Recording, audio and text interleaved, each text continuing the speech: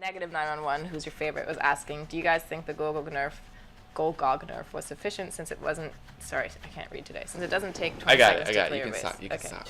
So basically, as with all buffs and nerfs, if we go too far one way or the other, you know, it's detrimental to you guys.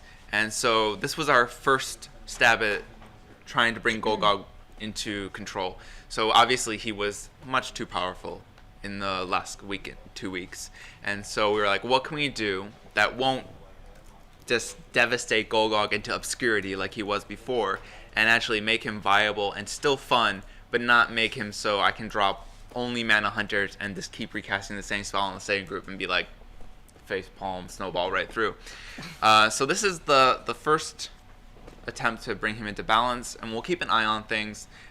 Not saying he will get buffed or nerfed in the near future, but we didn't want to just nerf him into oblivion, because we know that doesn't make you happy, it doesn't make us happy. So yeah, this was our compromise in that way. Gotcha.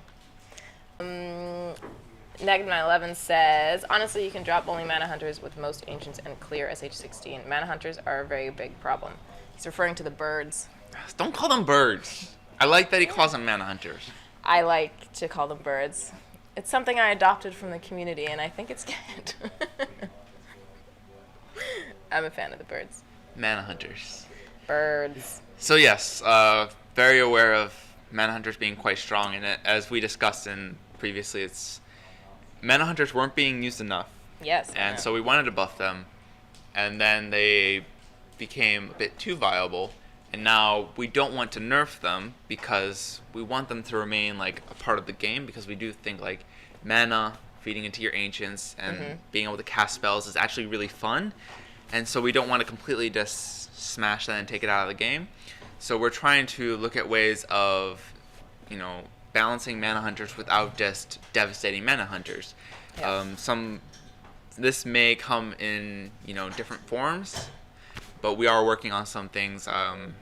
Probably you would see them maybe in the next update within 30 days, maybe 2 weeks to 4 weeks range.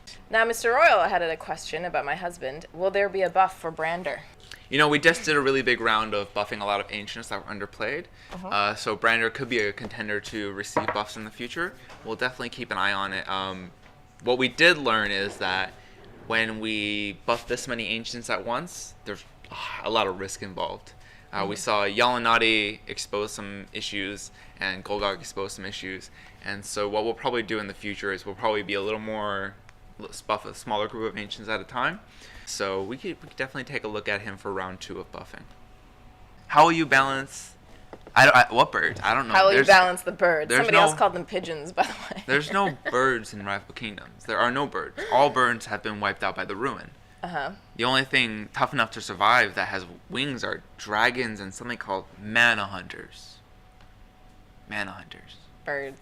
Mana hunters. Yeah. Matt Scat is asking, can you have tiered relic wars so that lower kingdoms can fight it out? Kind of like your tiered levels in Arena. No.